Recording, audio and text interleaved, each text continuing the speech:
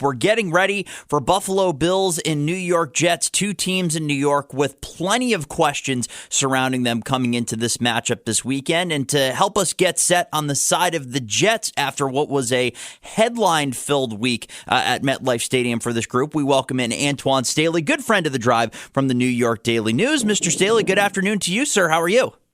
I'm all right. How you doing? I'm doing very well. Thank you for the time today. And I mean, there is, like we were just chatting about briefly before we got on the air, no shortage of things to talk about with this group. But the first question from me, the releasing of Michael Carter during the course of the week, did this move catch you by surprise? And what was the reaction from both fans and teammates when they saw this happen? I mean, I'm surprised this didn't happen sooner. I mean, okay.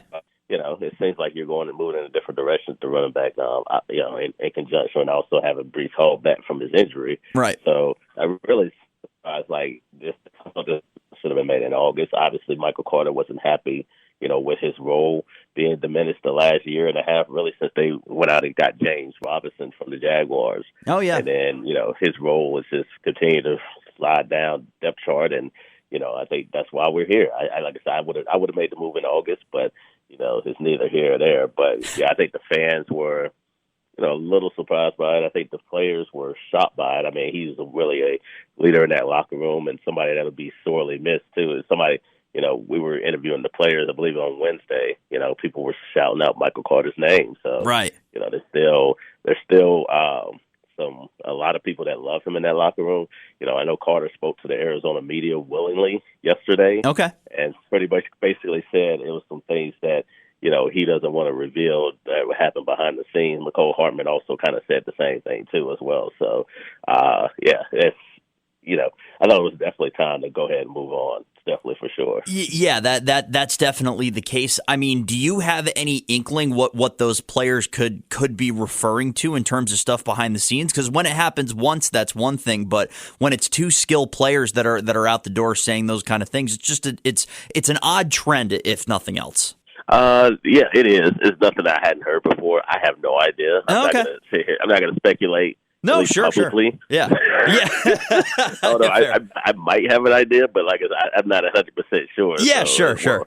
But yeah, it's definitely. I think it's the way they've been used. I mean, I think that's part of it too. I just hadn't been happy with Hardman. I mean, it was just wasted signing. That's basically what it was. I mean, you were happy about him, and then I know the emergence of Xavier Gibson has sparked the Jets a little bit, but they could use McCole Hardman, especially the way Alan Lazar hasn't played this year. So right. Same thing with Michael Carter. I mean, I know Breece Hall has been really good except the last few games, even though, a lot of the teams have been keying in on the run. But, Michael Carter, again, just pretty much got buried behind the depth chart, and now they want to bring up Izzy. So I definitely understand that, too, from his perspective, especially the reason, because of what happened to him a year ago when, he was expected to be the starting running back once Breece got hurt, and then, of course, he wasn't. They were using Ty Johnson and James Robinson and other people outside of the backfield. Yeah. Just looking in a vacuum with both of those players, you completely understand why it went the way it did. But moving on from the running back position, the other headline coming through this week, a players-only meeting that was called by another one of the young stars and Garrett Wilson, along with some of the other leaders in the group. When you hear the term players-only meeting, given where the Jets are right now, is this a good thing for this group to be meeting together? What do you make of hearing a story like that? We were in Vegas, and Tyler Conklin really, kind of, foreshadowed all that happening when we spoke to him after the game, and saying that they need to try to get something going, like anything. I mean, they understand what it is. They understand this is a critical point in the season where they need to at least split these next couple of games against Buffalo and Miami, because otherwise, if you lose both of them, then I think despite what happens to Cincinnati, with Joe Burrow and, the Browns having some, issues potentially at the quarterback position, I mean, you lose them both, then I think it's going to be hard to make the playoffs with 7 losses heading into December. So, right. Yeah, it's a critical juncture in the schedule. The Jets know they have one of the best defenses in football, and they need to get that offense corrected, because if they can average like 20 points per game, they can win a lot of these games coming up. But, I don't know if they can necessarily do that. You're asking the offense is averaging 16 points per game. In this league, you're not going to beat anybody, really. So Right. they got to get that together, like, quickly, and especially against some two tough opponents in Buffalo and then Miami on a short week. Now, on the offensive side, I know that on this show, we have, and especially you and Charlie, have gone back and forth on Zach Wilson a million and one times. So I won't go too far down the he shouldn't play conversation, because you and I know the deal with him. But is there anything about the way that he has operated this offense recently that gives you any glimmer of hope? Because it seems like he's the guy. Is there anything that makes you think, well, maybe they could jump up the offense even just a little bit to get that extra score?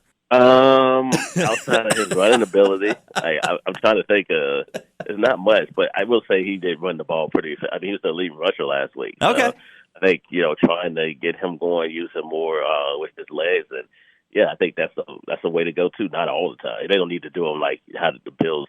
Even though the Bills aren't using Josh Allen a whole lot, which I think they might change on Sunday, to be quite honest with you. But I definitely think that they should just, have some opportunities for Zach can run. I mean, we kind of saw it in the Raiders game before he stepped out of bounds. Looked like it was going to be a touchdown.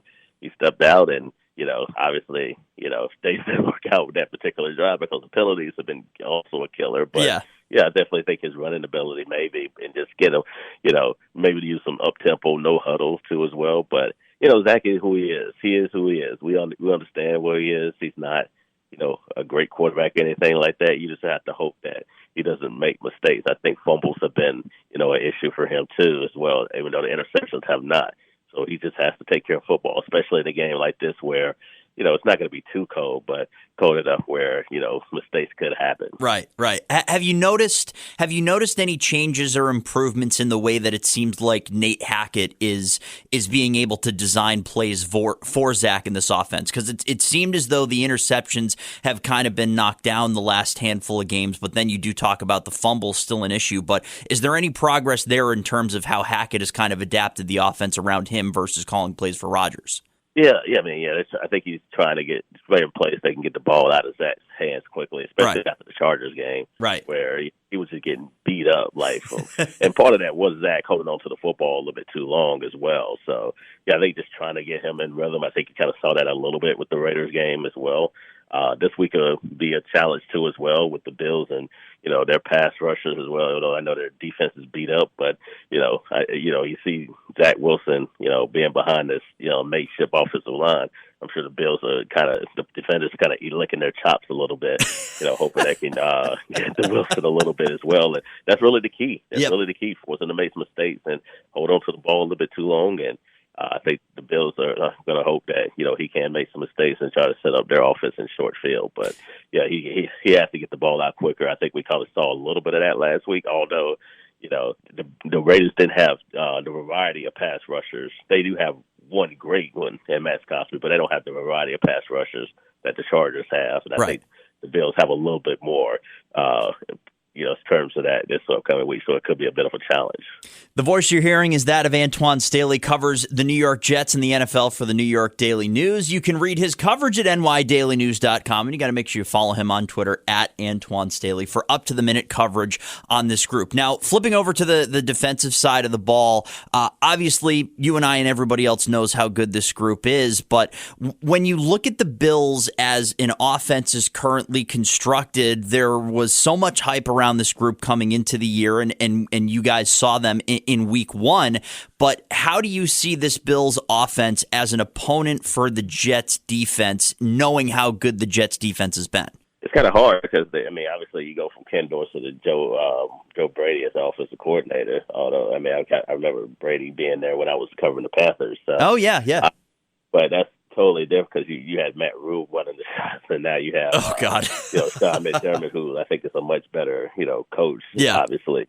So, but I expect them to run the football. I really do. I think they're going to get back to what made Josh Allen great, and what made him great is also using his legs along with his cannon of an arm. Right. So I'm definitely going to see a variety of that. The Bills, for whatever reason, they're not running him as much as they used to. I guess it may be they're afraid.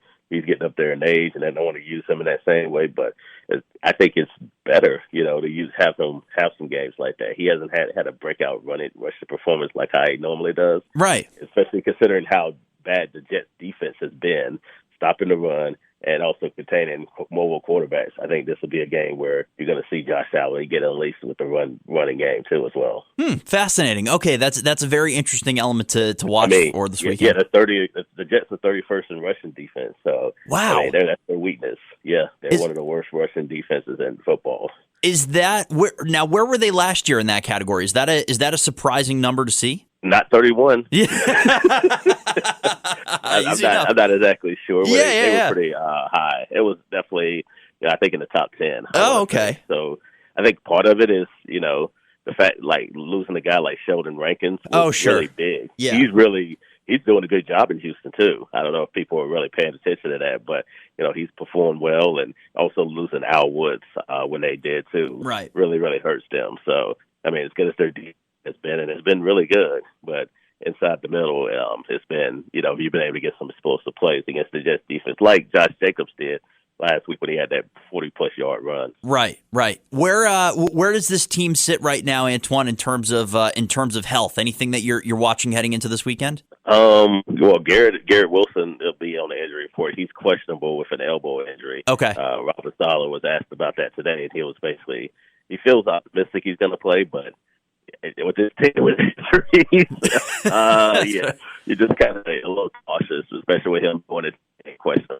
Dwayne Brown, he needs to be activated by next week because his 21-day window is coming to a close there. Ooh. As well, if he's not activated by last Friday's game against the Dolphins, he'll be out for the rest of the season. Okay. And then everybody else is good. All right. Well, we'll at least more or less a full complement of players coming in against a very crucial AFC East matchup coming up this weekend. He is Antwan Staley of the New York Daily News. Again, make sure you follow him on Twitter at Antwan Staley. Read his work at nydailynews.com. Antwan, always a pleasure to catch up with you. Thank you so much for your time. Hopefully there is some positive Jets news and a win to cover this weekend, and we'll talk to you very soon here on The Drive. Yeah, thank you.